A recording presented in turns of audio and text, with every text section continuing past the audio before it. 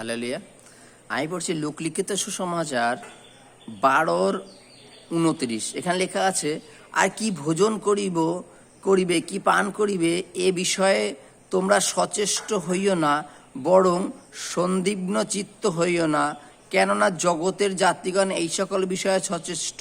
কিন্তু তোমার পিতা জানেন যে এই সকল দ্রব্য তোমাদের প্রয়োজন আছে, তোমরা বরং তাহার রাজ্যের বিষয়ে সচেষ্ট হও, তা হইলে এই সকল তোমাদিগকে দেওয়া যাইবে। হালেলুয়া।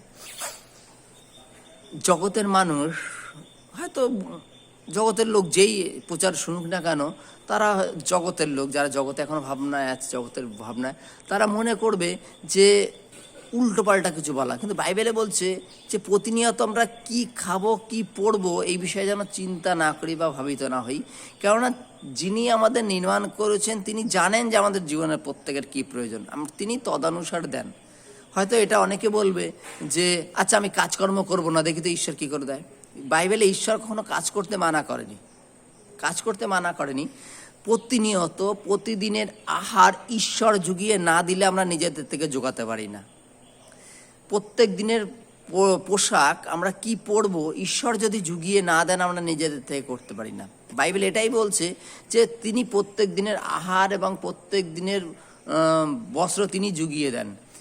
আমাদের প্রতিনিয়ত কি করতে হবে? ঈশ্বরের রাজ্যের চিন্তা করতে হবে, তাহলে ঈশ্বর তাকে পরিপূর্ণ করবে। ঈশ্বরের রাজ্যটা কি? ঈশ্বরের রাজ্য প্রত্যেকটা মানুষকে শিক্ষা দেওয়া, যে তুমি পাপ থেকে ফিরে আসো, মন্দতা থেকে ফিরে আসো, সকলে আমরা যেন ধর্মকর্ম করি। এগুলো হচ্ছে জগতের মানুষকে শিক্ষা দেয়া। এবার জগতের লোক প্রতিনিয়ত অভিলাষের চিন্তা করে কি খাবো কি পরবো, ভালো ভালো ড্রেস প্রয়োজন, ভালো ভালো খাবারের প্রয়োজন, এই চেষ্টা করে। কিন্তু যারা প্রভুর, তারা বাইবেলে লেখা আছে তারা প্রভুর রাজ্যের জন্য চিন্তা করে।